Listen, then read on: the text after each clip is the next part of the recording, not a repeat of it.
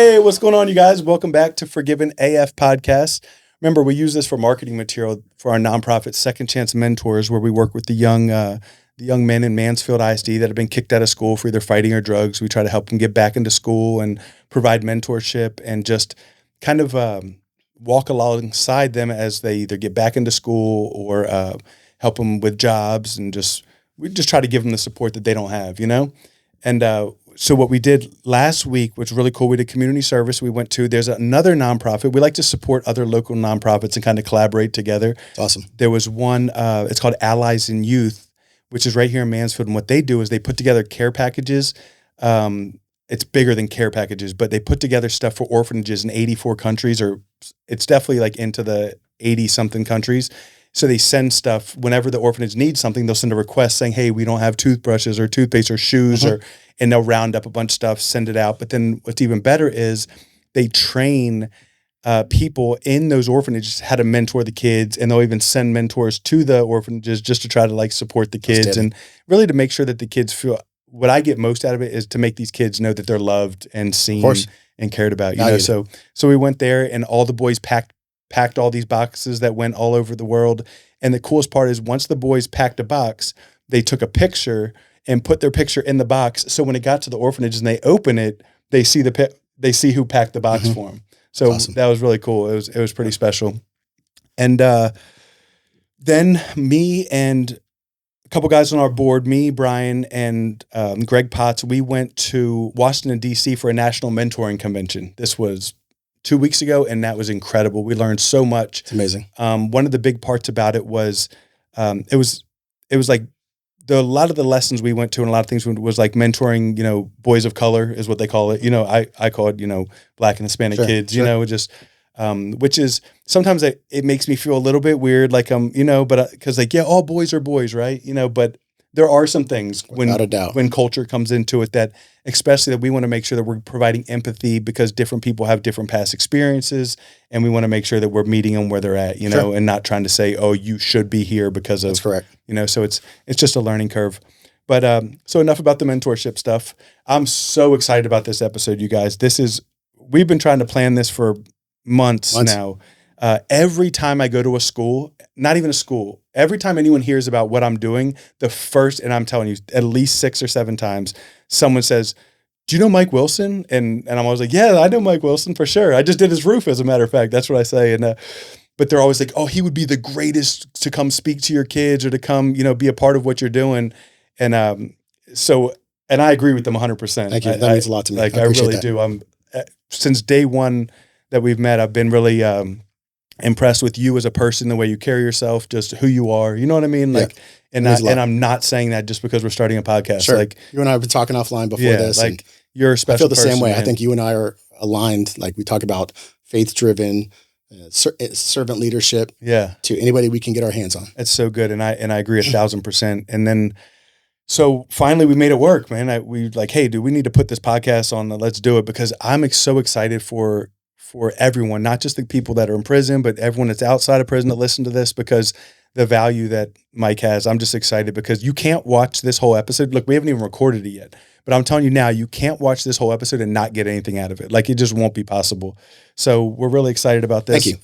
Mike, thank you very much for being here. My pleasure. Could we just start off with just kind of the basics? Could you just kind of tell our listeners, who you are, where you're from, what your upbringing was like? Sure. No problem. I will warn you, I am a long talker, so please cut me off when you need to. But I have a very similar story to those that tend to struggle with success. So my background, I was born and raised in Fort Lauderdale, Miami, Florida area. Single mom. My mom's Puerto Rican. My dad was a white guy. He was a convicted felon. He did a stint for, in Florida's different rules, but breaking and entering, burglary or essentially. Yeah. Never paid child support. Started a weed farm in Kentucky. He's that guy. So I was raised by my single mom, and she taught me what grit is, what resilience is. So I remember as a young kid having to go through middle school and high school, waking myself up, getting myself on the bus, going to school, coming home to an empty house, feeding myself one of 7 cans of Chef Boyardee per week, and then putting myself to bed without seeing my mom at all. Did you know that was different? That you were like disadvantaged compared to some other kids? So yes, subconsciously for sure. Like I was, my mom did this. She was working these 3 jobs and not being home to get me out of the area we were in because I was being bullied as a younger kid, and she wanted me to have better opportunities. So she wanted to move me into a more affluent area, kind of the west of where we were, and she was able to do that. But when I got there, all my friends had pools and luxury cars and went on trips all the time, and we lived in a super small townhouse. And I was like, that's when my vision to become wealthy started triggering, and like, how do they all get this? Because I have only seen my mom work at retail stores and a printing company and delivering newspapers. So back when I was a kid, I remember her loading me up in the back of the car at 4 a.m. on a school night and just saying, "Go to sleep, baby. Like I need to take care of business." Wow. And I watch her deliver newspapers, climbing 2 and 3rd story apartment complexes, delivering newspapers, and I'm like, wake up! I see my mom crawling around. I go back to sleep. I wake up, and then I'm at school. That was what I saw growing up, and led me into where I am today. But it's crazy because I didn't even know that part of your story. Yeah, I mean, when we have, obviously this is an opportunity to share some of the things where I become relatable. People look at me sometimes as military commander or police detective or millionaire or whatever the case is. It's like, hold on, let's start in the beginning. And I have a testimony to give because I believe everybody can achieve what their goals and visions are if they're willing to put in the work and sacrifice for it. I love that, dude. That's so true. Yep. So did the Florida thing, average student. I was 2.5, fell asleep through a lot of classes. I was smart enough to pass, but I was not disciplined or did not have any motivation, discipline, desire to do anything other than the minimum. I played basketball my entire childhood, became pretty good, played college basketball, ended up going to a community college, got a 1.9 my first one. Like, they gave me freedom. I didn't have to show up to college anymore. They didn't care about your grades or anything like that. This is for you now. Yeah. So I stopped going to class, and I transferred to University of Florida, dropped out of there. And then my mom was like, hey, you kind of don't have anything going on at this point. You dropped out of school. You're just hanging out. And, back in the day, I was trying to flirt with girls on like AOL online. Oh, I remember AOL. So I was on my chat messengers. Hey, let's meet up kind of thing. Many Fridays and have a Sunday. That's funny. But then my mom was like, hey, like, you have no direction. Why don't you join the military? And I said, I'm not giving up my freedom. What are you, crazy? And then 3 weeks later, signed the dotted line. There I was. That's so funny because when I moved from Philadelphia to here, I was living at my mom's house, working at a little bar, and she said the same thing. You are not just going to sit around here working at a bar. She's like, you need to figure it out. And that's when I joined the Marines. Mm-hmm. Although I didn't make it work like you did, but I tried. Yeah. And that's the one thing about that aspect of commitment. Like, you don't have an opportunity to back it up. Like, once you sign, once you go, like, if you don't do what they say you do, then you go to jail or you get punished or they take money away from you and that kind of thing. So there's a phrase, I don't know if the Marines use it too, but shut up in color. Like, hey, this is what your mission is. Like, hey, you have to show up at midnight and you have to work 24 hours straight. And it's like, shut up in color. Yes, sir. Yeah. You don't have a choice. Yeah. And that helps me as I continue down my path of other jobs and entrepreneurship. Like, mission accomplishment is everything. I actually love that saying, the shut up in color, because do you realize how many people, sometimes you just need to, especially if you haven't got to a level yet, you almost need to learn how to take command like that. Like, just do what you're told for right now. You know what I mean? Down the road, you'll be able to start. That's but correct. So many people buck authority. They're not willing to accept any sort of like rules or told what to do. What is your opinion? Do you think, because I personally, I almost think that every kid at 18 should do 4 years in the military. What do you think about that? So maybe not 4 years, but I do think that having that experience of where you don't get to make any decisions, you're told what to do, when to do it, where to do it, and you say yes sir, yes ma'am, and that is your opportunity to be successful. And this is something my business partner, her name's Elisa, and you've known her as well, but like, she's a master sergeant in the Air Force. Yeah. We both have said to some of the people we're mentoring, we do mentorship with Arlington ISD. Yeah. Joining the Air Force was the number one most beneficial decision of my life. I agree. And as I exited, so like, I didn't have any direction. through basic training. So basically I needed structure. I didn't have a father in the house. Yeah. My mom was working 3 jobs. I came and go as I pleased. I'd play basketball till 11 o'clock at night, midnight, 1 a.m. Like no one cared. Yeah. And then when I joined the military and I got to basic training, like So fold you your had to- underwear in 4-inch squares. And I was like, I don't know what that means. Like I had no discipline, direction. And as I exited basic training and my technical training, I got honor graduate and distinguished graduate. All I needed was somebody to say, work within these bounds and you'll be successful. And that's what drove me to, literally to this day, sitting here with you, it is the military gave me a perspective that I didn't have before, that no one is coming to save us. Oh, that's good. You must go do the work. There are no shortcuts. There are no discounts. You must pay the tolls for success. That's so good. And a lot of the reasons I got in trouble when I was younger was because I was trying to find these shortcuts to success. That's right. And we'll get into this as we go on, but as a police detective, I worked with this one case where this guy was the biggest con artist. He was an entrepreneur and he did a modeling agency, did security company, and he was just scamming people in every way. And I just think like, dude, if you spent half of the time doing things legitly, you would be so successful. But instead, he's always trying to get the quick buck, the quick turnaround, scam somebody, and then go find somebody else to scam, and then close your business and start another one. Like you're close. You're already basically an entrepreneur. Yeah, just put in the work and do the right thing. Yeah, and you'll be rich. And we both of us see stories like that all the time. That's a good lesson for anybody who is incarcerated. Actually, is those shortcuts, man. They might temporarily work, but in the long run, you're never going to be successful taking shortcuts. And it doesn't feel the same. Yeah. Success, like if somebody hands you $1 million or you've worked 10 years or 15 years and you've earned $1 million, there's true. 2 different things there. Totally. Yeah. You're going to take one for granted and probably blow it off. Yeah. Because you didn't work for it. Yeah. But when you earn anything in life, when you work for it and you earn it, it feels so good to have, whatever it is, whether it's real estate, whether it's a beautiful house, a nice new car. Man, I busted my ass to get this, as opposed to, rich dad bought it for me. It's like, I don't care. Yep. That's so true. Yeah. So how long were you in the military? So I did 20 years. I did 8 active and 12 in the reserve. I started off enlisted. Yeah. So I just joined up with, I had 2 years of school, immediately went through, again, I was intelligent, but without applying myself. So I scored a 93 out of 100 on the ASVAB. Oh, that's good. So I could pick anything I want, other than combat weather. So again, I needed 10 to be a security forces member, which is your military police for the Air Force. That's what I wanted to do. I didn't want to sit in a cube or do numbers or be a mechanic. Like I wanted to go police things, and they all laughed at me. And then there I was.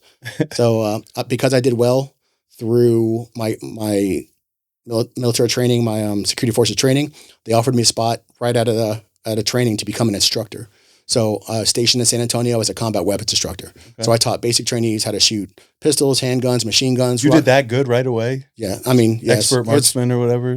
I never shot a gun before. Like expert marksman. I didn't have any bad habits. Like I just learned, I got it. And then, I was good 3-point shooter. So like the aim thing it kind of triggered with me. Yeah. But more importantly, like my passion when I dropped out of college and I wanted to educate others. I was just going to say, I literally feel like I always hear that in your life. There's a process of like teaching. Like I feel like you really do like to pour into other people. Correct. And again, I didn't realize it until I was in front of 318-year-olds with M16s, teaching them and then I became so proficient that I turned it into a stand-up comedy routine. So I was making jokes about, like in the Air Force, like, hey, when you get out of basic training, you're going to go to your tech school. You're going to go to Shepherd Air Force Base. Stay away from STD Park.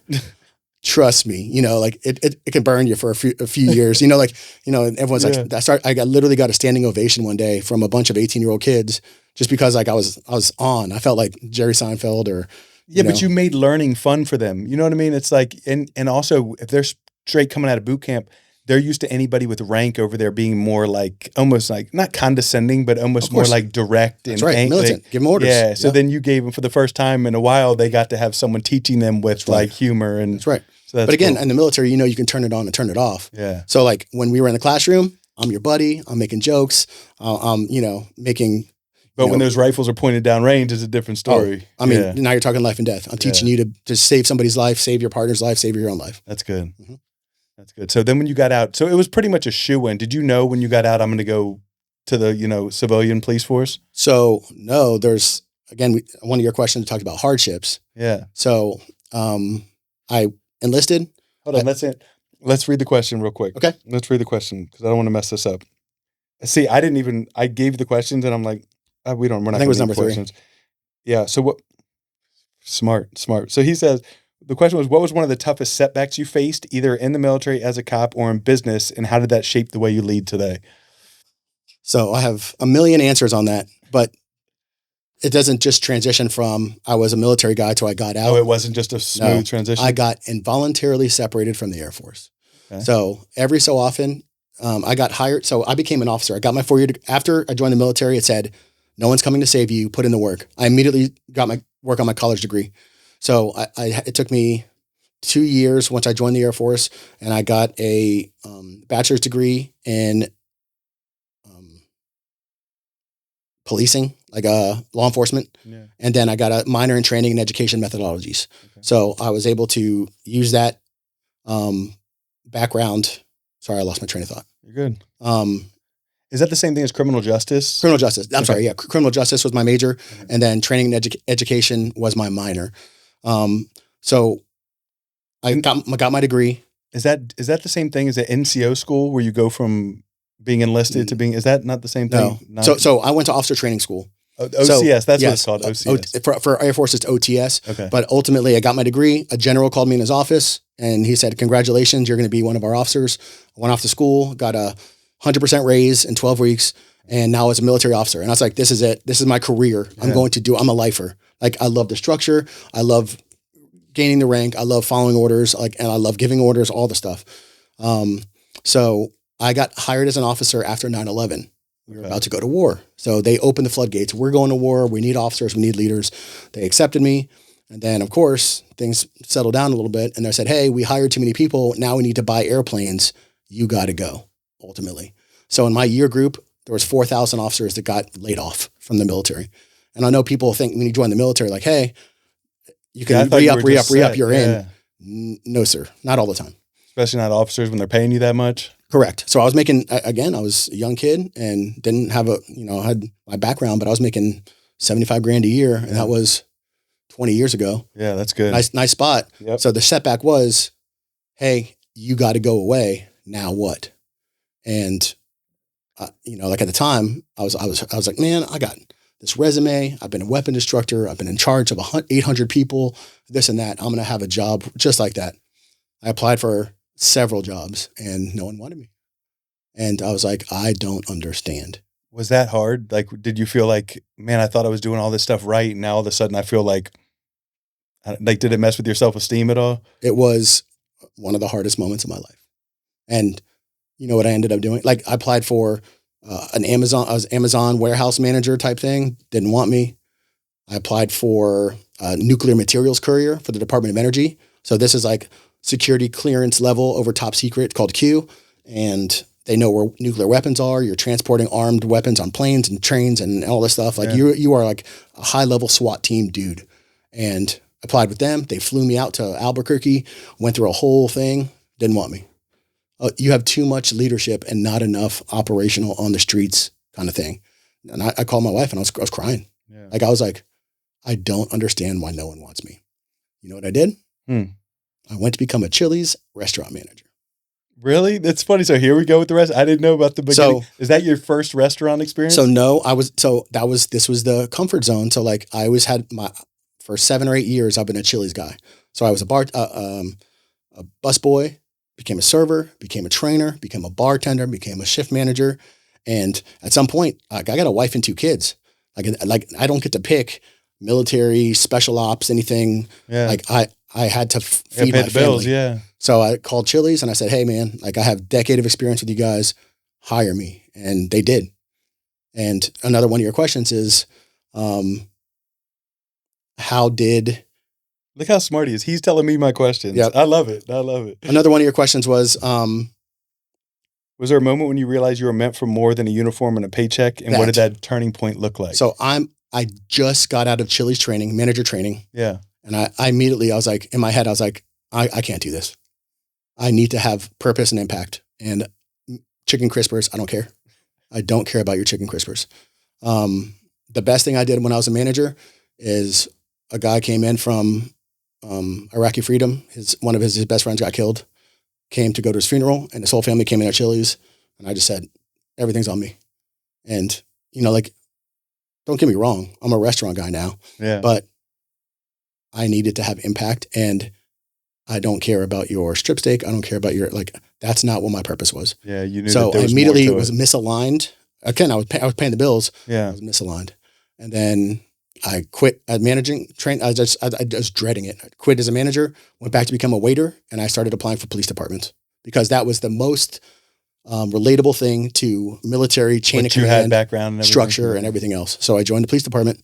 What was the first department were you only at one? Yes. So I applied at Arlington Police Department first, and then I also applied at Grand Prairie concurrently.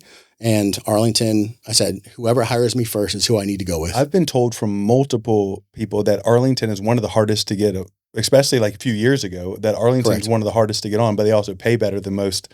Well, is that not? At least they are the hardest to get on. I've heard that because they require a 4-year college degree. Yeah. When I joined up, they were one of the higher paying departments in DFW, and over time, your other bigger cities and growing cities, they started paying more. Yeah. Okay.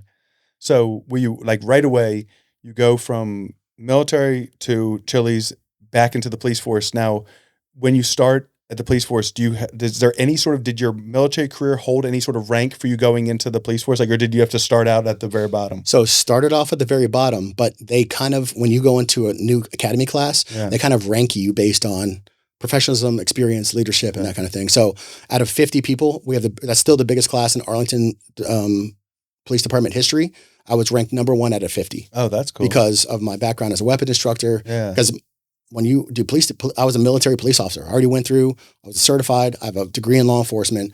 I trained weapons instruction, all that kind of stuff. So that's cool. They brought me on. And immediately I fell into a groove. I was like, this is it. I get it. And kind of going back to my childhood, without a father in the house, I was raised more effeminately than the alpha male you see in front of you today. So did you like having these men now over you, whatever, they're sergeants or whatever, these people who are kind of giving you instruction? You almost got comfortable with that, right? I did. Yeah. Yep. And again, everything is based on penal code and law and black and white. And white. Yeah. And I could stay within that boundary. And then I became an expert at traffic law because I'm a guy who wanted to get bad guys away from the good guys. And I don't know, as I became deeper involved with the whole law enforcement world, my perspective has changed a little bit. But when I was a rookie, I was like, I'm arresting all the bad guys and I'm keeping all the good guys safe. That was my mission. And it really opened up my horizons on becoming a male because all I knew was military and policing. I didn't have a father and my mom was gone a lot, but military and policing was my parent. And now I'm moving forward, and it taught me to become from a softie to a male to a man to an alpha male to a lion. And then because you were so black and white, that probably is good as far as ranking up, and you know what I mean? Because they got someone they don't have to worry about getting stuck in the gray area. Sure. If you're black and white, he does everything by the book. He's going to follow instruction. That's what they want. Just call me RoboCop. That's what took no emotion. You were stopped for this, and then ma'am, tears aren't going to help. And again, there's no complaints on that because I do everything the same way. Yeah, so it wasn't like you're showing favoritism. Correct. You're just hey, this is the rules. This is what you're doing. Yeah, that's correct. That makes sense. I thrived in that environment, just like in the military. I thrived. I got awarded. So in Arlington, I was there for 17 years. I retired early. I was nominated for Officer or Detective of the Year 7 consecutive years. Never happened before. And again, once again, no one's coming to save you. Yeah. I put in the work. I learned my craft. I got really good at my craft. And then now, I don't know, arrest search and seizure, go ask Mike. Hey, I stopped a car with $10,000 of their stolen clothes from 10 different stores. And I was like, all right, let me show up on scene. I was like, you do this, you bag this, you tag this. Sergeant, I got this. Lieutenant, I got this. Just call Mike. Just call Mike. He's got all the policy down. He knows all the things. And I take pride in that. I want people to look at me as the expert. So when people come to you, if I need a roofing guy, I'm gonna call you. But that's cool. But that's also how you do with everything. You're not. You're the same way with your investments, with your restaurant stuff. I feel like you're gonna know everything, all the details that there are behind. I try to. Yeah. Well, either, just like with Elon, either I know or I hire people that are better than me so they can be the experts. That's so good. He said, I didn't go to Harvard, but everyone that works for me did. That's correct. I love that saying. That's correct. That's so good, right? Yep. Like if I don't know, I'm going to get people around me that do know. Yep. So did you ever have to, with that personality, do you ever have trouble going to someone for help and saying, hey, I don't know how to do this part. Will you help me? Since you were looked at as the guy that knew all the stuff. No, that's the part that makes me successful. So you were still okay with asking for help if you needed it? Super humble. That's and good. Because most people, they want you to ask them for help. They like to be feeling like they're the expert. For sure. So I'd go, hey man, I'm good at a million things, or I've learned to train myself in a million things. I have no idea. Teach me. That's cool. And they're like, oh, absolutely. Especially when it's the person that everyone thinks knows everything. Sure. You know, so then you come to them, that makes them feel important because people want to feel needed. People want to feel, important and valued. And that's one of the most important character traits. There's 6 needs of a human being, and one of them is significance. What are the rest of them? Do you know them? I did that. So this isn't mine. This is Tony Robbins. It's okay. So there's 4 personality characteristics and there's 2 spiritual characteristics. Okay. The 4 personality ones. So these are the needs of humans. Okay. And this goes across 193 countries, every culture, every socioeconomic level. This is what matters to people. Number 1, you need to have certainty. You need to know that you're not going to be pulled out of your house at gunpoint every night or being bombed every night. So people want certainty. They want the understanding that I can survive a life of regularity. Okay. The second thing is uncertainty. You can't have the same exact Groundhog Day life every single day.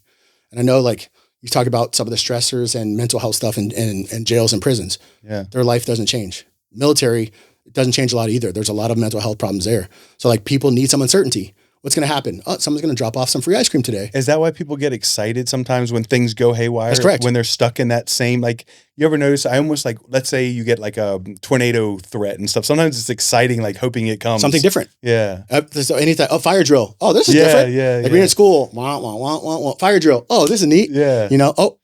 Prep rally. Oh, this is different. Anything different. So people need uncertainty. Okay, that's good. The third one is significance. And so again, people put different values into these one of 6 things. Yeah. So if your thing is uncertainty, some people thrive in chaos. When they get a regular life, they get anxiety. Okay, so now all 4 are all going to be the same level for each person. Each person has different levels. Okay. So you never know what. Some people, a lot of people thrive in significance. They want to be known. They want to be famous. Yeah. People and you and I, we are service to others. Yeah. But other people, I'm I want the title. I'm going to get a promotion because I'm going to order people around. We've seen the military too. Yeah. We've seen some real dipshits trying to order us around. Yeah.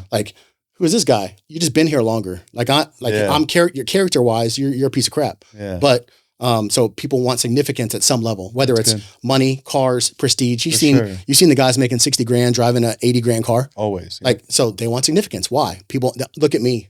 Look at this, look at that, they want to feel valued, even though the value is shallow, they want to feel that. Yeah. Even if it's not real, they still want that, the appearance of it. Yeah. Keeping up with the Joneses. Yeah. That's a bad the fourth trait thing to have. is either love or connection. So some people have been burned by love so horrible, whether it's love from a parent, love from a spouse, love from kids, whatever it is, that's your 4th personality trait that people need in life. And if you've been burned by love, sometimes you just need a friend, or it doesn't have to be romantic love, but you want your mom and dad to love you. You want your kids to love you. You want your brother and sister to love you, or your friends, your coworkers. So and if they don't have love, they need a connection in some way. Yeah. And then now you go into the 2 spiritual things. So this is Tony Robbins' teachings. He's across millions of Tony Robbins customer or clients and all that kind of stuff, all his conferences and that kind of thing. These are the 2 that make the people in the entire world, regardless of location, demographic, socioeconomic status, growth, always learning something new. Yeah. Again, you talk about having the same life. Some people just sit in the same comfort zone, get home from a boring job of 9 hours, watch Netflix or sports for 4 hours, go to sleep and repeat. Yeah. People that are happiest, they grow in some way. They listen to podcasts. So there's something that they're doing that they're getting better at. That's correct. Yeah. And anything, any skill, whether it's mindset, motivation, playing the piano, being a gardener, it doesn't matter. But as long as you're creating more synapses in your brain, you're happier because you know more. That's good. And then the final one is service to others.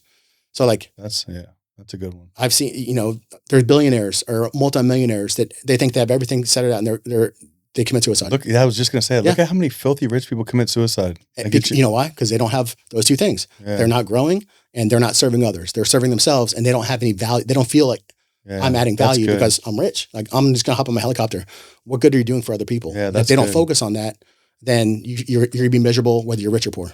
Man, that's good. That's really deep. I've never heard those before, but it makes a lot of sense. So where are we at? Now I lost track. So we're still a police officer. Yes. And at what point do we start saying, I want more than this, or I want something different than this? So when I was a young rookie, like, policing felt like it was good guys versus bad guys. Yeah.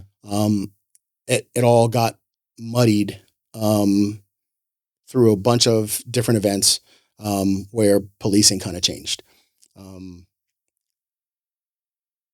I had a lot of value and purpose in what I was doing because I felt like I was doing the right thing by getting hardcore criminals off the streets and helping the good tax-paying citizens kind of deal.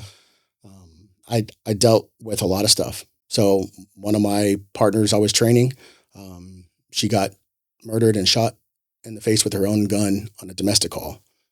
In my sector. Someone took her gun from her or something? Took her gun from her. And like, I was not her direct trainer, but I was on the shift with her. And a day before, I was on a call where I rolled my ankle pretty good. So I had 3 days off, and that could have been my call. That was my sector. So I started thinking, like, I'm a bruiser, I'm a mouth breathing, knuckle dragger police officer. Like, I show up, my nickname was Mike Nasty, and like, scenes got handled when I was on scene. Yeah. So if that was your call, that could have been bad. It could have gone great. It could have been, Mike, you're a hero. You saved lives. Or it could have been, Mike's dead and my whole family's got to suffer. So, that was one of the hardest I've ever cried, was at her funeral. Yeah, that would be because I put a lot of, like, I should have been there. I could have handled that, and then you start running scenarios in your head. So I've had 15 coworkers, through military police, through military, or through law enforcement, either get killed in the line of duty, several injuries, or kill themselves, or just what we sign up to do. Military is kind of the same. Like, if you're in infantry, like, you're probably going to lose some people at some point as we go through, the cycle of war. But being a police officer, as much as I loved it, and as much as I got so many skills, I can tell anytime somebody's lying. As a detective, I read body language. I see, precursor questions. Like, they're not asking the right question. They're not answering the right question. It's like, hey man, where are you going tonight? It's like, oh, just coming back from my friend's place. Who's your friend? Okay, cool. Like, now I know how much credibility this person has. So like, and sometimes that could be used for not so good things. Yeah. Like, you bring that home to your kids and your family. It's like, hey, do you know what I do for a living? Did you start to look at everybody as if, like, do you start analyzing everybody when you've been that, that, you know what I mean? Yep. So you start to, I wonder if that can ever, like, mess up relationships you have with people. Yeah, absolutely. And don't get me wrong, like, you feel kind of superhuman. Like, you can control any scene. I can outshoot anybody. Yeah. I'm a big, strong dude, like, been in a bunch of fights. Like, I felt like a superhero kind of. But at the same time, like, there are people that I didn't relate with well because I'm a good guy, and they couldn't do the normal things they do to other people with me, and I would call people out, and now we're not friends anymore, this kind of thing. So like, and if you have any other police officers or, defendants that have gone through some of this, they've seen the bully syndrome, where a cop was bullied as a kid. Now he has power, and now he's going to bully everyone else. And I have so much disdain for people like that. Like, that's a common one, actually. There's a lot of guys that got picked on in high school, then become a cop, and they just treat people bad. I've worked with them. Yeah, you actually see that a lot, or at least, and sometimes people might just assume stuff like that, but it's definitely out there. Mm-hmm. You know what I mean? It's like, because there's a lot of police officers that I've spoke with. Most of them, when I get into a conversation with them, say, what's the difference between me and you, Sean? And I say, what? And they're like, I didn't get caught when I was 20 years old. That's right. You know what I mean? And I have a similar story. Yeah. Really? Yes. Yeah. See, I'm like, whoa, you wouldn't expect that, Yeah. So and I'm telling you, like, people talk about the badge and the uniform, and whether it's government police or local police, like, we are the same as everyone else. Yeah. Like I like a good a nice cold beer. I like to watch football. Like I still play video game. I'm 50 years old. I play college sports. Like they're the same, man. We have a job. We have rules to follow. It's a job. You're doing your job. Like it's really that simple. Yep.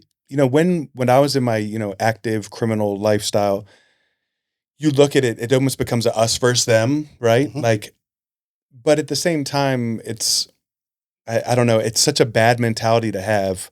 And even now, I'll be driving down the street, living a perfectly legal, healthy, productive life. And I'm still have that feeling when I see a police officer, like, oh, my stomach hurts. I'm like, oh, it doesn't matter. Like, I'm good now. But you still have that feeling. Sure. You know what I mean? Sure. So it's like something and I bet you there's a lot of people watching who will understand how that is. But now I'm able to sit back and say, because police do their job, it 100% saved my life. Like, I'm so thankful for law enforcement now, because if I didn't go to prison, there's a chance I'd still be living that stupid life, getting high, running around in hotels, just living a trash life. So I'm so thankful for law enforcement.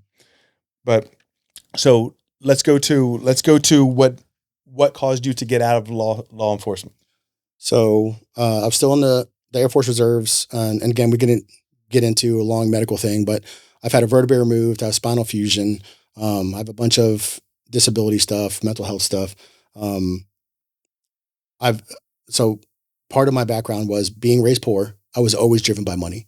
My friends had money, and I wanted like my mom was working 3 jobs. Like I'd visit her at the mall on the weekends, like, hey, like just saying hi. I got 10 more hours to work, that kind of thing. And I didn't want that for my family in my life. And again, I didn't want to be rich. Like I'm not a stuff person. I wanted enough peace of mind. It's security for you, right? Yeah. If the tire pops, can we get a new one? Yeah. Like if my dryer breaks down, can I fix it? And my family didn't really have that when I was younger. So I was driven by wealth, to the point where I was in the military. I had a job that wasn't very time intensive, and I started reading books. Like, hey, how do you get rich books? So of course you start, if you talk to people who are in entrepreneurship, like Rich Dad, Poor Dad, like, oh, read that book. And I was like, so you don't have to be a lawyer or doctor or athlete to become rich. Like you can do it by like a regular person. So I started, these people own real estate. Was that a shock to you because you didn't see it as much as a kid of seeing someone come from, So like my family that like lived in Puerto Rico at a goat farm, like that was the background. Yeah. And again, my dad was a felon. And you saw people that were wealthy, but you didn't see their path to get there. Yeah. And they don't talk, people didn't talk, especially in school. They don't talk like, we took. No, you tell kids to go to college and go listen, be a do boy and get a job working for someone. And then maybe in 50 years after you've saved every penny in your 401k, you can retire and still struggle. That's right. Exactly. Yeah. You said it exactly. So now, of course, they've evolved into entrepreneurship classes and financial wellness classes and stuff that I try to teach. That's what we try to teach these kids too. That's right. We do that's one of our biggest lessons. My favorite lessons to teach is entrepreneurship. And I always start with, hey, what can you sell right now? So it always comes down to shoes. What if you bought that pair of shoes right there for $150, but they're worth $225? Now you have a business. That's exactly right. That's all it is. Yeah. And again, you have to teach these kids the mindset. Yeah, because they don't have anybody doing that. They've never seen it done. That's correct. So they don't know. It's kind of the same situation. And that's why you and I have the same purpose, is like educating these kids and saying, you can do it. You can go bigger. Whether it's, people incarcerated or kids that have a rough family, like everyone's got a story. Yeah. And that's what I'm saying. Like one thing I can't stand, and I know we're getting off tangent like we always do. What I can't stand is people that make excuses for everything. Oh, that's so good. Like life. Or self-pity. Woe is me. I can't do it. That's not for me. That's right. I was adopted. My family beat me up. I didn't have a dad. My dad was a felon. I moved around in the middle. Like there's always an excuse. Yeah, that's good. That's going to keep you from making it ever. If you get that, that's correct. You won't make it with that mentality. If you want to be you're always going to find a reason to why you can't instead of find a reason why you can, So one of my, not a mentor, but one of the people I follow, his name's Alex Hormozy. He's a big entrepreneur. Yeah, I love Alex Hormozy. I've actually spoken with him personally a couple times. Really? Yeah, that's cool. Because I ran a program. I ran a program that he ran or that he owned. He sold it now called Gym Launch. Yes. And I know you're in this. Yep. Yeah, we did that here in our gym, and it worked, dude. That was the fastest, most money we've ever made. The fastest. He's a genius. Alex Hormozy is an absolute marketing genius. Maybe you and I go to Vegas and go to his in-person course. Wouldn't that be cool? That would be awesome. Yeah, that's really cool. So anyway, he like me, he's a cliche guy. He's got a bunch of quotes all the time. And he says, life's not fair. You're right. So what? Yeah, what are you going to do about it? Now what? Yeah. That's what you could say that to anything. Yeah. It's like, oh, you're in jail. Life's not fair. You got caught. What are you going to do? Yeah. So what? Yeah. Now what? Are you gonna sit in the fetal position and say, "Oh man, So this go is blame the police, blame or everybody, blame your family, blame your friends who got you in that's trouble"? blame the person that told on you. That's If, why. Sorry to interrupt you, You're but fine. that's exactly because when I went to prison and I'm originally sentenced to 13 and a half years, I thought to myself, I could sit in here and blame the government and I could drink hooch or run around here doing this stupid stuff, or I can spend the next however long I'm in here. I spent every second I had in prison taking every class, every course, every parenting course, 4 personal training certifications, my relationship with the Lord. Like I got an associate's degree. Like I did every single thing I could in there to when I got out, it wasn't just a waste of time. That's right. And now look at you. Yeah. And it worked. That's why you are where you are. And until you start taking accountability for the decisions you make in your life, you will never be successful. There's a quote before we went on air. It says, "You are a culmination of every decision you've ever made. Who you are right now, every decision you ever made, that's who you are. Who you are tomorrow is up to you." Man, that's so good. And then, because everyone knows, like, everything is an easy game plan path to success. Like, how do you get fit?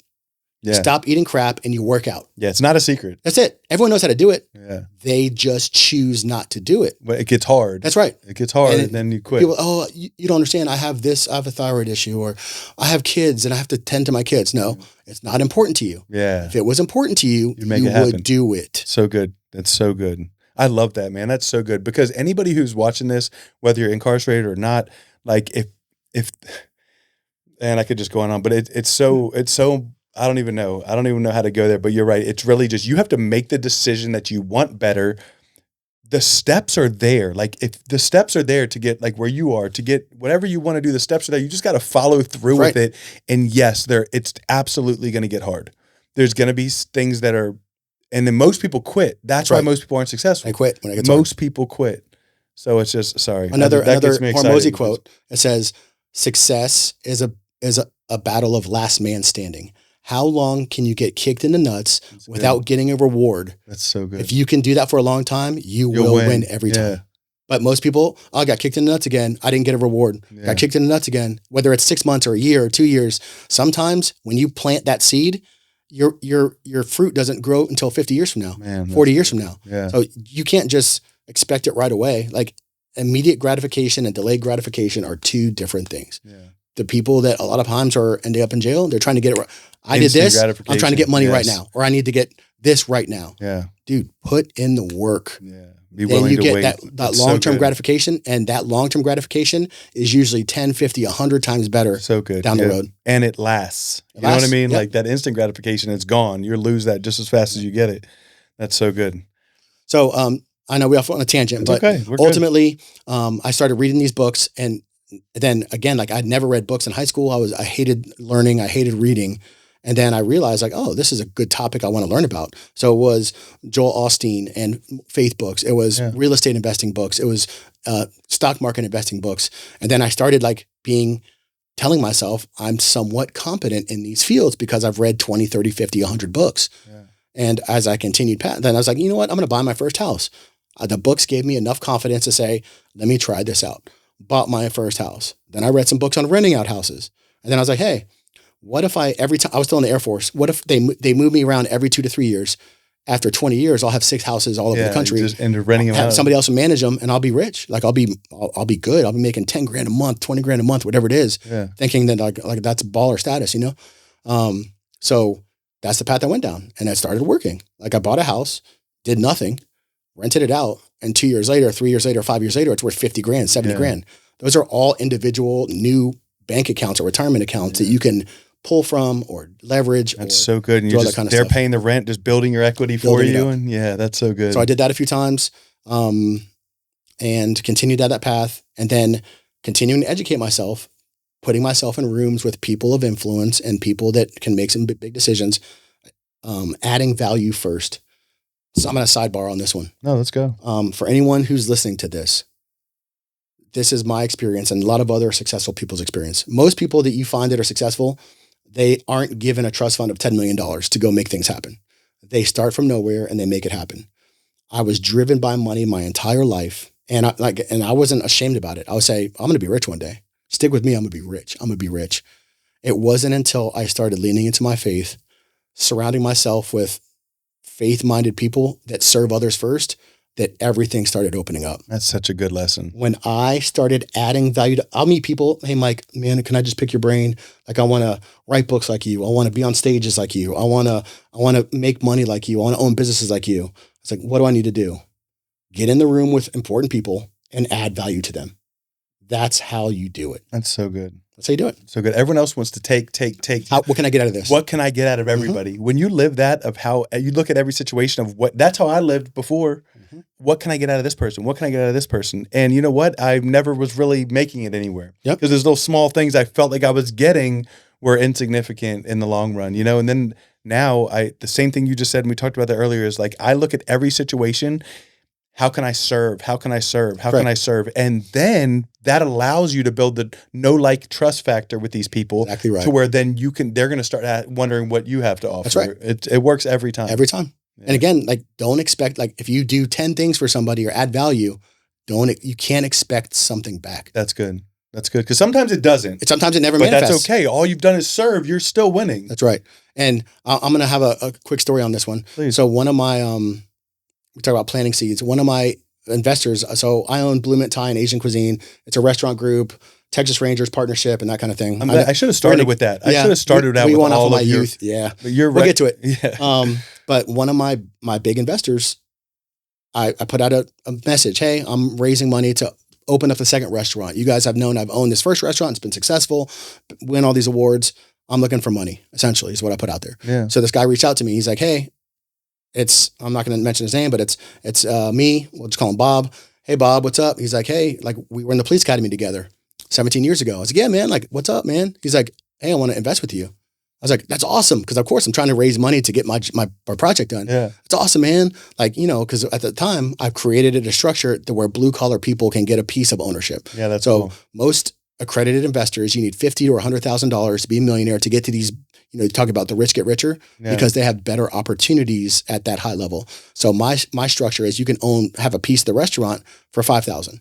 So I was like, cool, like, this guy's going to get in, he's going to get a share or two, no big deal.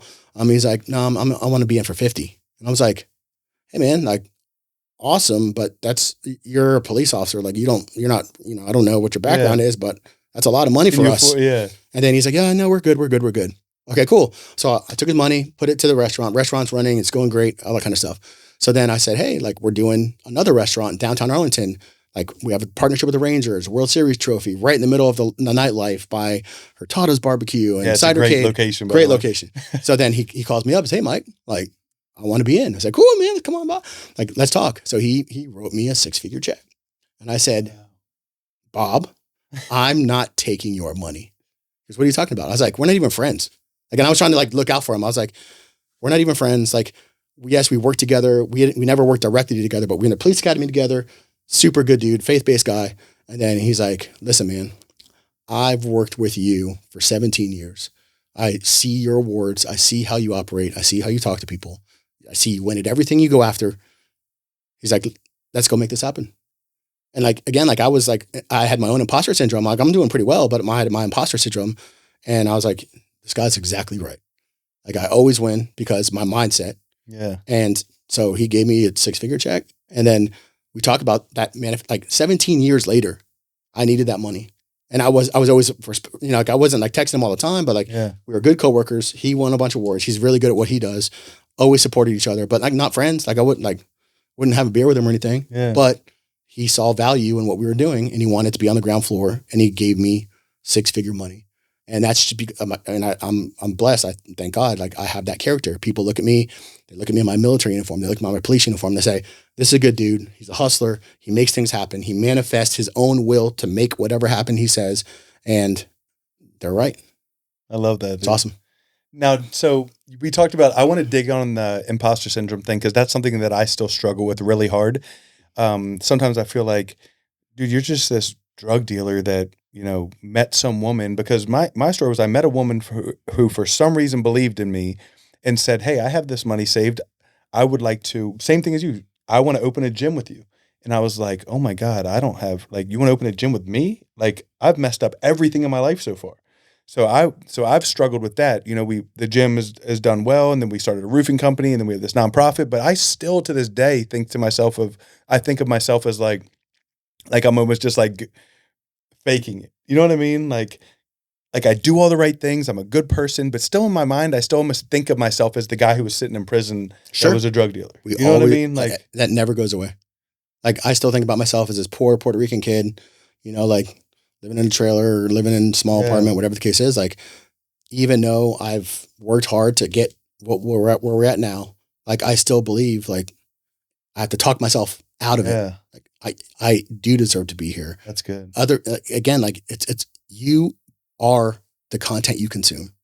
If you are constantly just that's good too. Becoming brain dead and surrounding yourself with old high school buddies that are drinking, doing crime, doing weed, whatever the case is, like those are the people you're going to be around. That's like good. The 5 people you spend the most time with. That's what I was going to say. And that is so real. And I've noticed it if you're spending your time with broke people, you're going to be broke. Right. If you're spending time with a bunch of guys committing crimes, you're going to commit crimes. What do they say? If you sit in the barbershop long enough, you're going to get a haircut. That's right. You know what I mean? There's just so many, all that stuff is so real. I say it because it's true. Yeah, it's so real.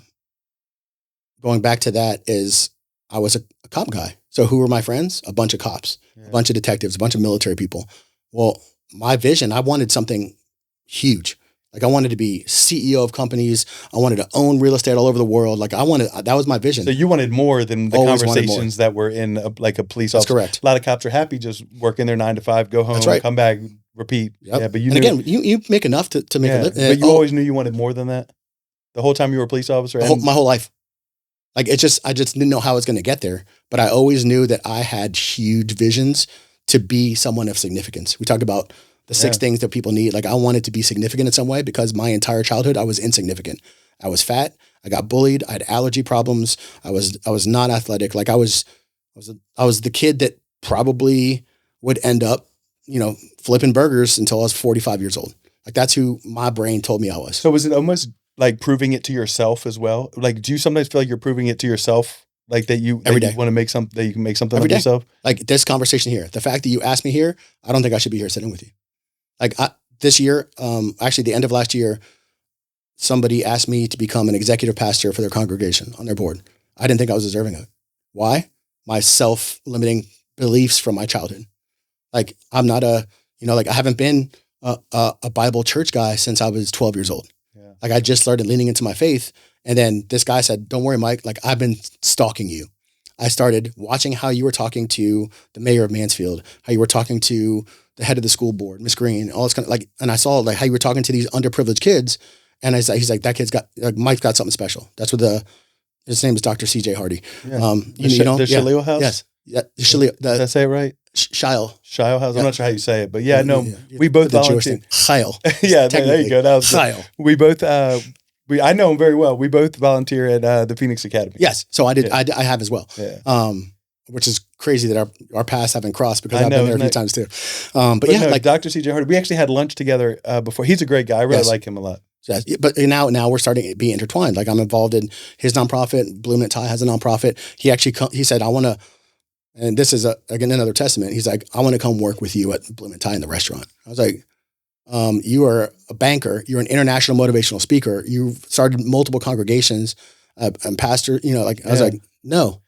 Like he's like, dude, I want to be around you because I will learn so much by how you talk to people, how you get into the rooms with these politicians, and like how I was invited to the presidential inauguration a couple of years ago. Like, yeah, that's cool. How does this poor Puerto Rican kid covered in newspapers end up being invited by a congressman to a presidential inauguration? I love that, dude. It's covered in fantastic. Newspapers in the back with his mom. That's it. That's funny. So I have my sleeve. It says faith right here, and then grit on this side. And I was like, oh, you know, it's sometimes the same thing. We talk about God's plan and God's timing and God's purpose and all that kind of stuff. Like I get real hard on myself. I owe technically millions to shareholders and investors. You know, it's an investment, but in my heart, like I'm not going to fail. So I owe them at some point, I owe them all this, and I put all that weight on myself. And like, that's gotta be scary. Just keep going. That's gotta be a little bit scary. It's super scary. Yeah. Like, and again, like I leverage debt, we can get into a whole nother financial conversation, but like, like people, it's like, hey man, how do you feel about debt? And I was like, I don't know. I'm like, I owe $4 million. He's like, you're $4 million in debt. I was like, yeah, but it's good debt. Yeah. It's in real estate notes where I'm getting positive cash flow. It's in business ventures, partnerships. I own a 16 apartment complex. I have a condo hotel. I have single family homes. Like, I want that debt because that's bringing me cash flow. That's bringing me equity, all that kind of stuff. So I'm not afraid of it. Like, sign me up, put me $100 million in debt. That means I have $100 million in equity. People make it. Like that's how Rich Dad Poor Dad made it. That's how all these real estate guys. Why use your own money when you could use the banker's money? Yep. So, and that's one of the things I teach in my 2 books. But like, I'm trying to teach these blue collar workers, these people that are incarcerated, like, hey, there is an opportunity for you if you educate yourself. Before I forget this, what are the names of the books and how can people find them if they want to have like their mom or someone find it and send it to you? Oh my gosh. Amazon at the end, yeah, I'll give you, I have a very extensive book list. Okay. Some of are spiritual, some are money. Yeah. Mine are charity. I don't care if you buy mine. Like, I just give them to my military unit. Yeah. But my whole purpose here is to let people know, coming from my background, like, I stole several $1,000s from one of my businesses, didn't get caught. Obviously, when I had my polygraph for the police department, I had to come clean. I asked for forgiveness, and they accepted that as long as I was honest. Like, don't let 1 or 2 or a few bad decisions that's so good. dictate who you are. That's so good. And thank you for sharing that because, so far people would be watching this thinking, oh, this guy's perfect. He's got everything together. So to hear you be able to admit that you have made a mistake too, puts you right. And the only difference, like you said earlier, the only difference is you didn't get caught. That's right.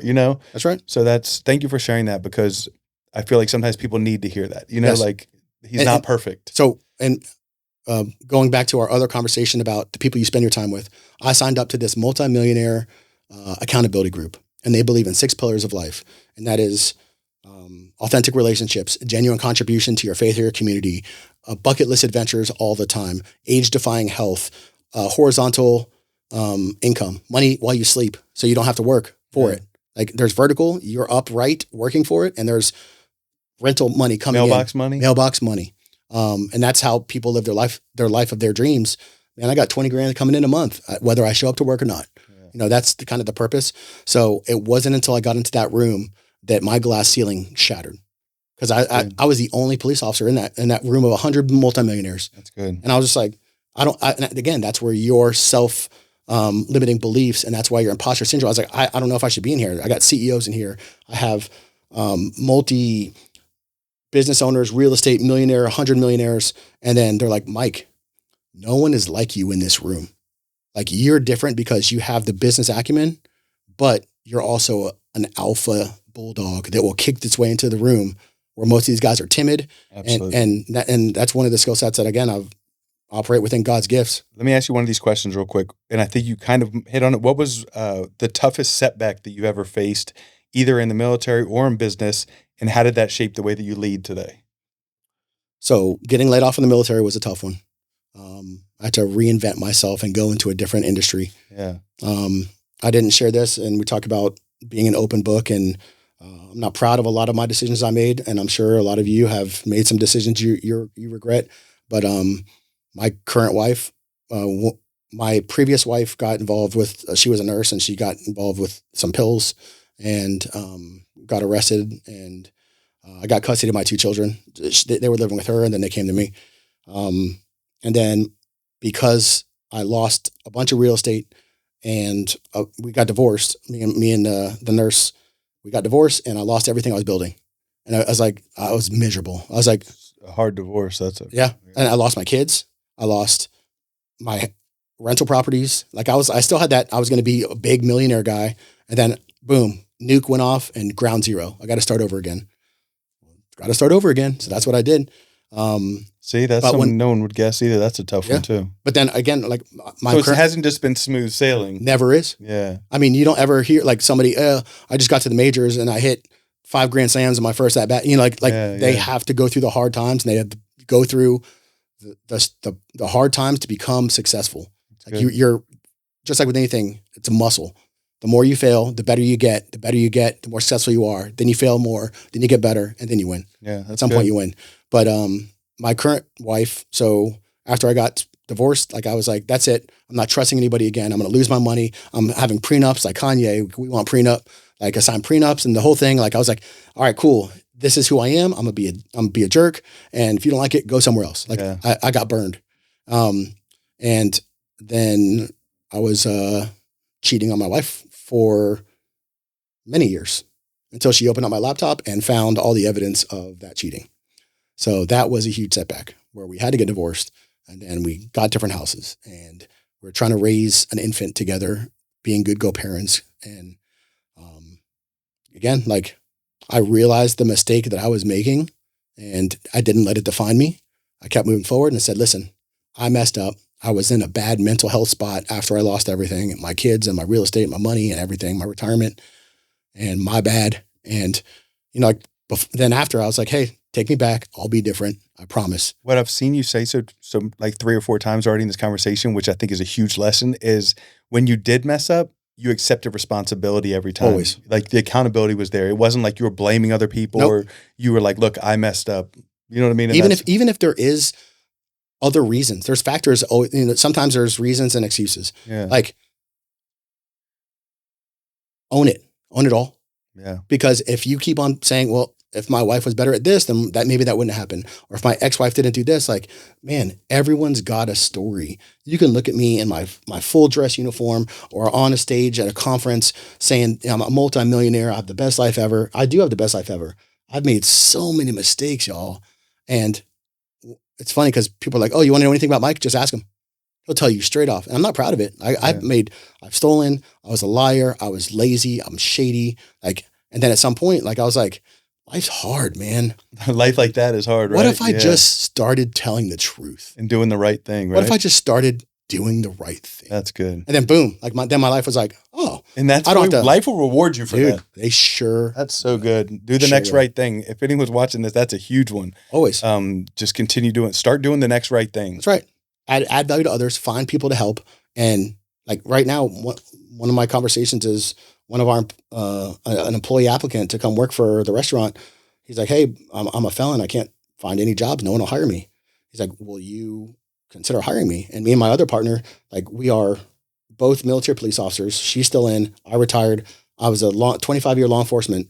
I said, yeah, I'd love to hire a felon if you're that guy. He's like, how would you feel about working for a 25-year cop and another cop? He's like, no one will hire me. I think I would be honored to prove to anybody that I'm not the person that was locked up. I'm a different person. And I said, dude, let's sit down and have a conversation. He's like, I need to prove to my kids that I'm a good man. I can provide for my family. I'll do anything. Dude, you're exactly who, like, and I'm not opposed. Like, let this guy be a rock star.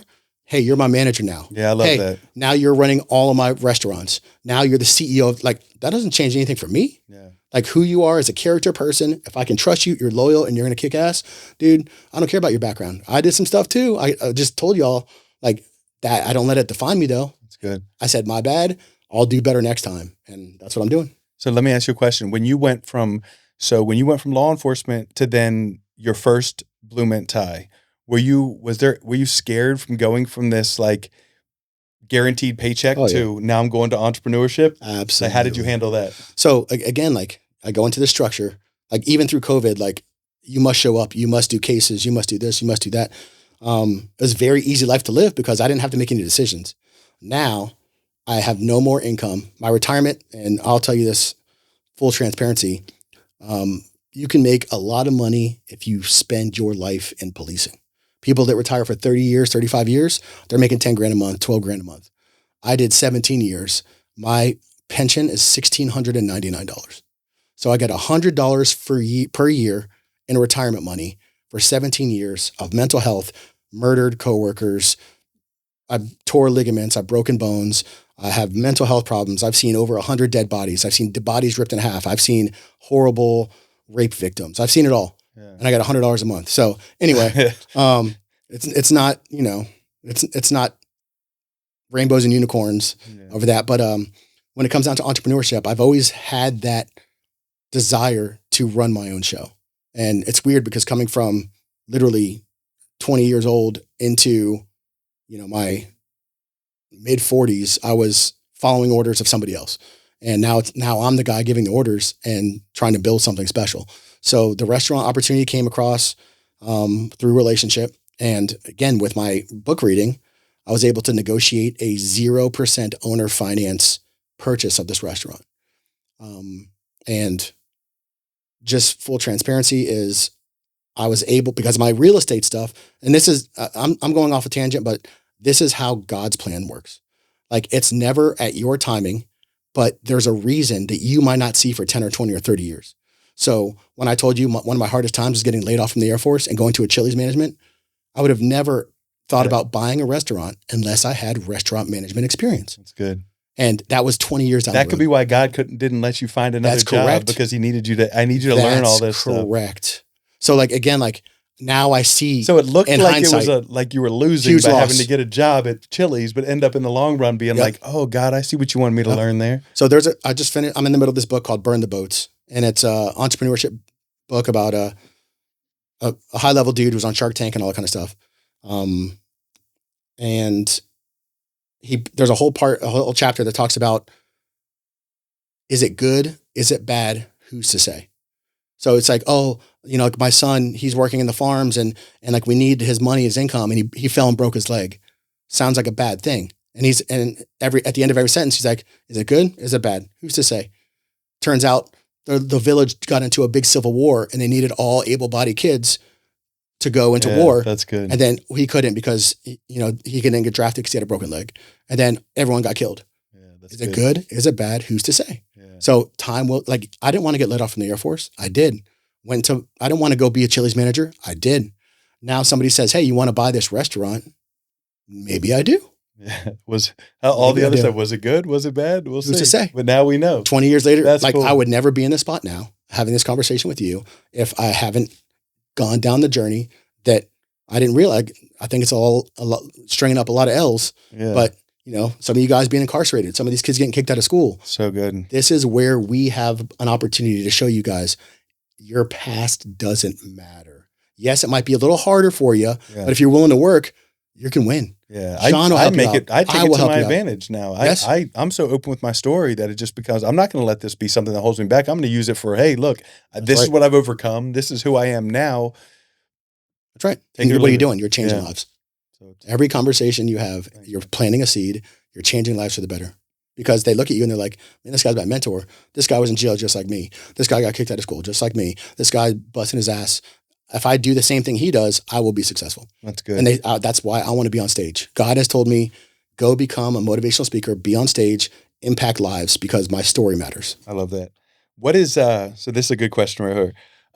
Actually, before we go into this next question, can you give the 1-minute elevator pitch of Blue Mint Tie, what it started as, what it is now, how you got to the Rangers, the third, like just kind of give the... Yes. So opportunity came across when I was a detective, bought the restaurant. With my real estate stuff, I put $80,000 down, and now I own this thing. I made my $80,000 back in 7 months. So if I were, if I would to give advice to anybody who's looking to be an investor or gain wealth, buy cash flow, buy real estate, buy businesses, get rid of the dollar. I'm a crypto guy too, but invest in yourself. People can never take away your skills. Get educated, become the best at something, and you will always be successful because someone will need what you have to offer. That's good. So bought the restaurant, and then I promise you, I was like, I'm going to be a detective. This restaurant's crapping out $8,000 or $10,000 a month. This is my mailbox money. I'm going to just hang out, play Call of Duty, drink beer. I'm good. And then, again, sometimes our plans aren't his plans. So I popped up at 2:00 in the morning, and God told me, turn this into Chipotle for Thai food.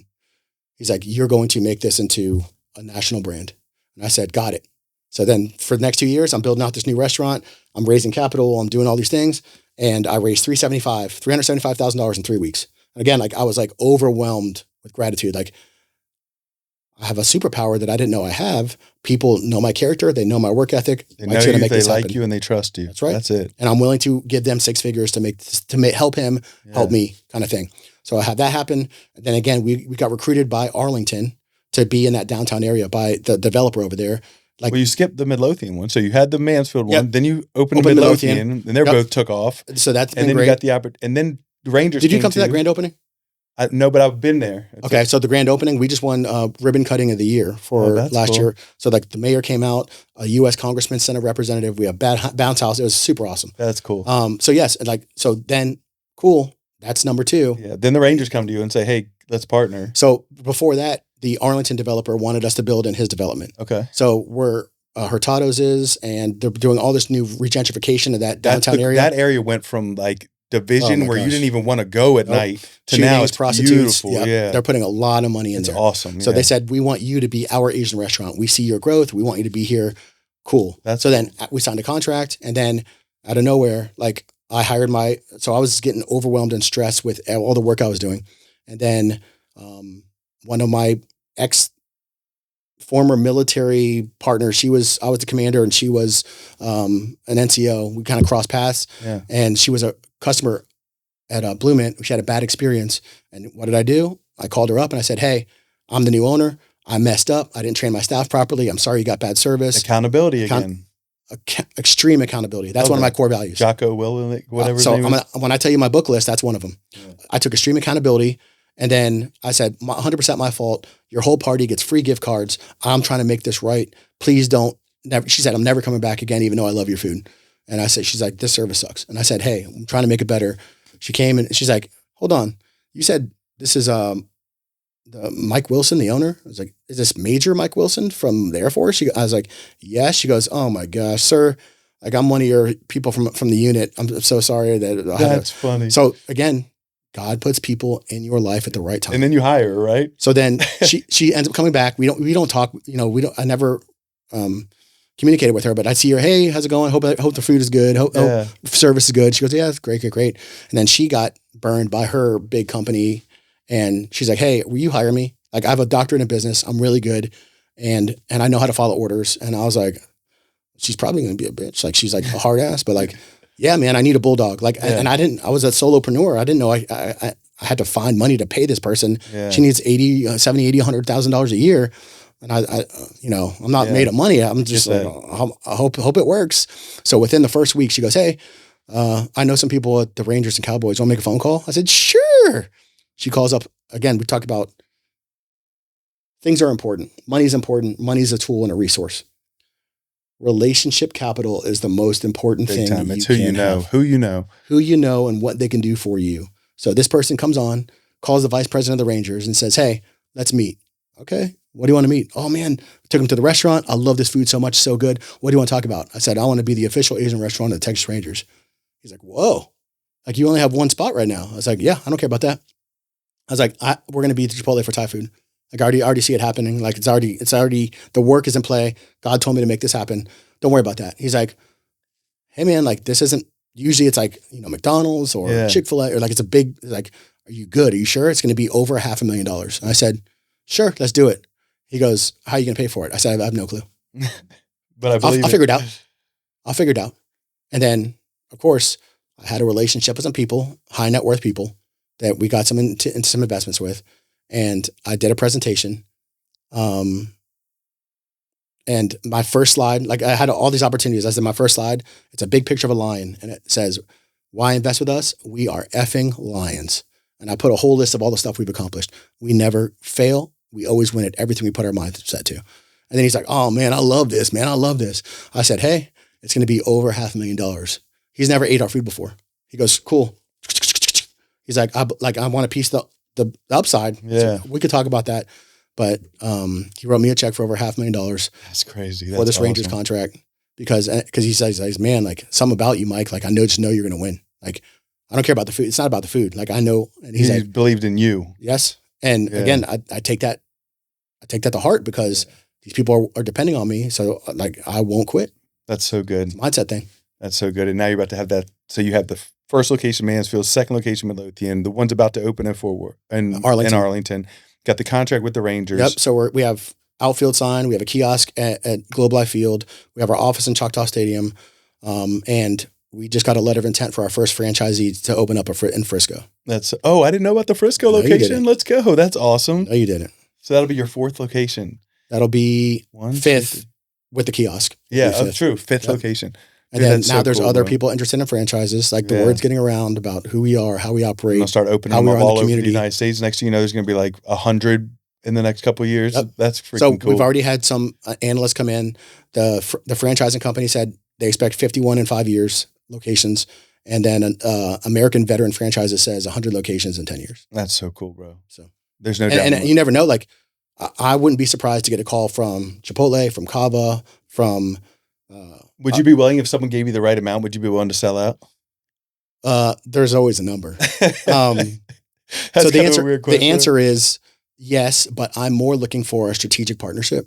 So because I don't know if you knew this, but the biggest investor in Chipotle was McDonald's before I Chipotle did was not know Chipotle. that. That's pretty smart. Yes. So and then again, they made a big return on their money. They said, you're good on your own, give it back to McDonald's. Oh, So that's cool. I'm looking for a partner to come in and help us scale to that. That's God cool. told me. And again, millions are great, but I still have purpose and passion. I'm a real estate investor. I'm a developer.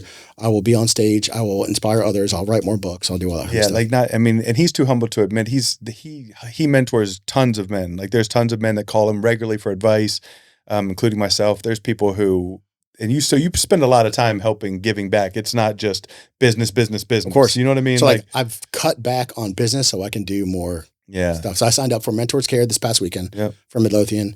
I do Arlington ISD entrepreneurship practicum. So I mentor students every 6 weeks, show them about how to run a business, how to mindset.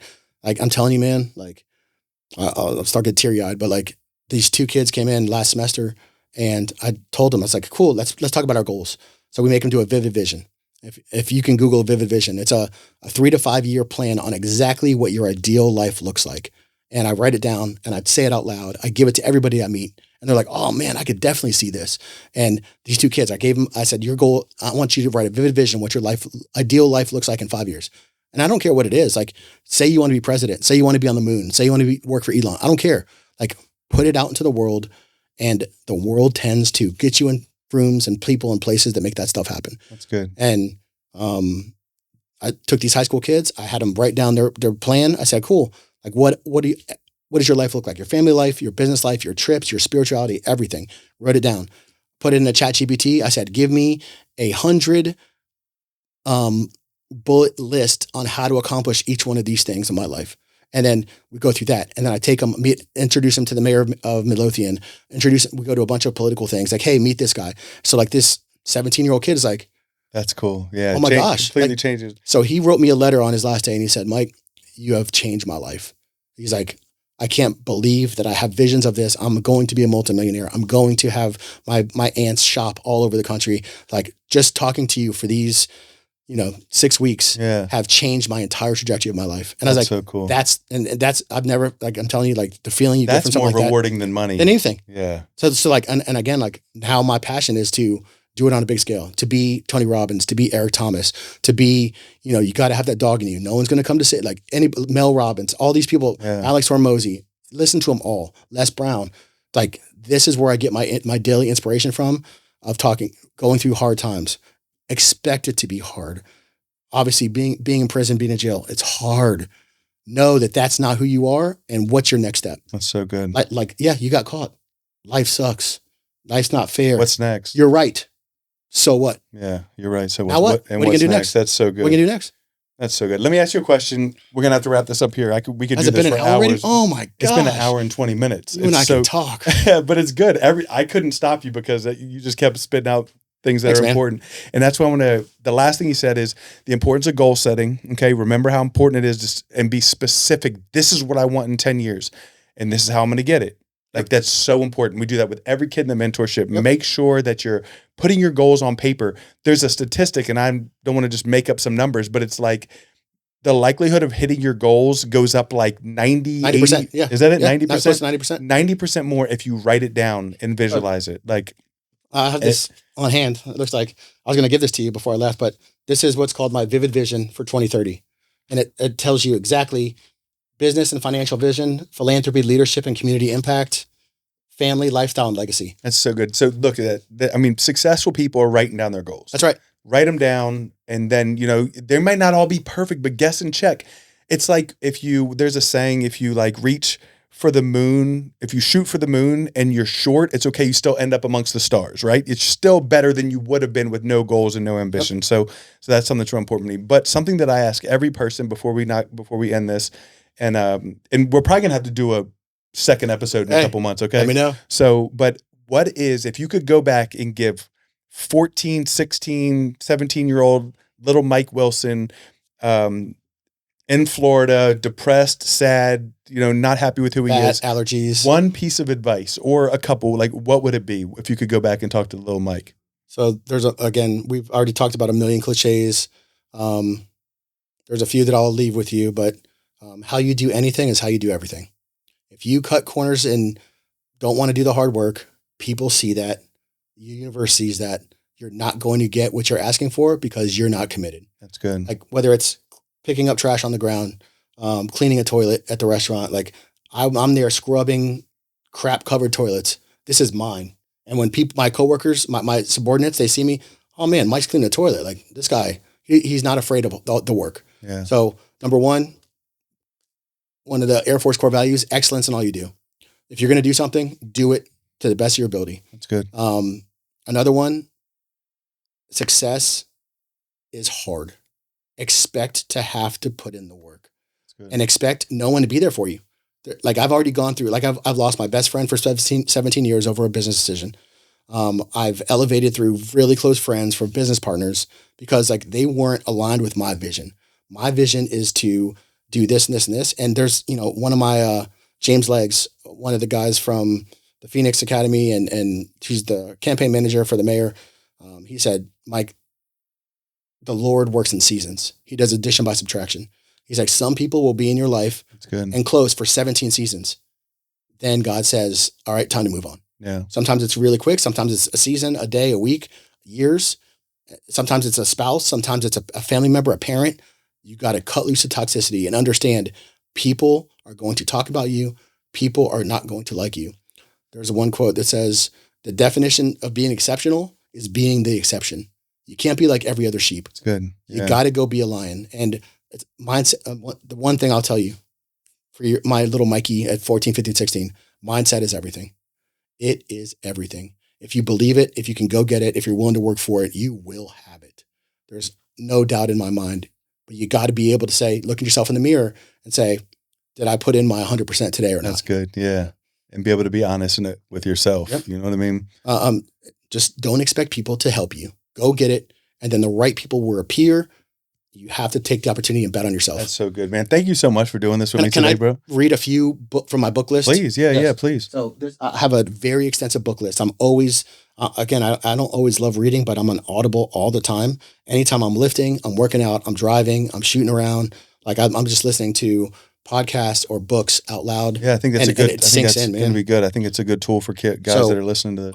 I have these categorized. So some of you guys that are looking for books to read, I have a few that have changed my life.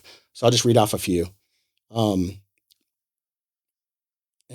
I'll tell you what they're about as well. So the one thing, this is what you want your life's purpose to be. Amazing book, transformational. The Elon Musk biography, the way he thinks and the way, like, we think that he's some rich political guy he's worth $800 billion. He doesn't care about any of that. He was worth $100 million sleeping on someone's couch. He wants to put people on Mars and to create another whole thing. And everything he does. It's about purpose for him. His purpose. He doesn't. He'll fire his best friend. He doesn't care. He's moving forward. And you talk about, he's disliked by a lot of people. Yeah. He doesn't care. He's on a mission. Outwitting the Devil.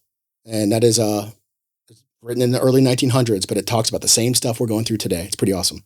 Good. The Let Them Theory by Mel Robbins.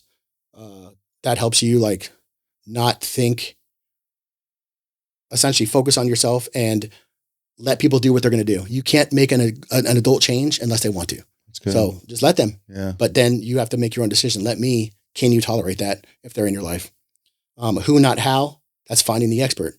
I'm not a roofing guy. I'm calling you. Like, you're the expert. Tribe of Millionaires is really good. That is who you surround yourself and how they can open up doors for you. The Alchemist. This is a faith-based one. I read it 4 times a year. It's just a few hours. And it's about a young shepherd in biblical times going through life and a hard life. I want to listen to that one. It's a hard life. And he goes and gets skills and experience through these hard times and makes himself better. And one thing he talks about, finding your personal treasures, like that is your life goal. He's like, if don't half-ass it, man. This is what you're going to go after, go, and the world will give it to you if you don't quit. That's good. Discipline is destiny is amazing. The obstacle is the way. So two that I have two teenage sons. These are two that are the most important. Number one, extreme ownership, written by Navy SEAL, taking ownership of every decision you make. Everything in your life is your fault. I like that. And then number two is Can't Hurt Me by David Goggins. And you want to talk about a hard life. Dad put a gun to his forehead. He was a pimp and a drug dealer. He saw kids get killed. And he was an African-American, went through Navy SEAL training 3 times, was a Army Delta Force guy. Like he did all the things. Yeah, he's a dog. He's a dog. Yeah. But he's an example of don't make excuses. That's good. Like, so I just had shoulder surgery. I'm out there trying to work out. I'm running. Like, no one's going to come save you. That's good. So those are a few that I would tell you, like, read it and then it'll change your mind a little bit. Those are good. Last thing, and I don't want to forget this. How can, if someone wants to like find you, do you have social media? Like, so yeah. So we're redoing I have a couple of companies, but one's called Velocity Investing Group. It's a few years old. I'm trying to hire somebody to make it up to date and nice. Really, like I'm super reachable. Like, is your social media under Mike Wilson? Yes. So Facebook is Mike Wilson.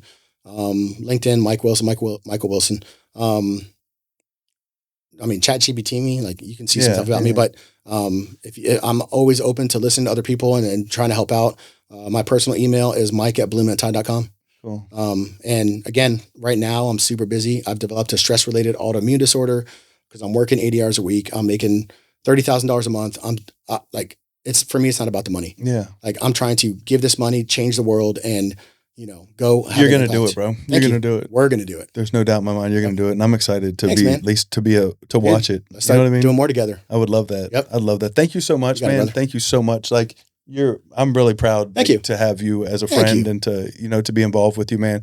And anybody watching, there's 2 things that I want you to remember: that you're loved and you're forgiven, and there's nothing you can do about it.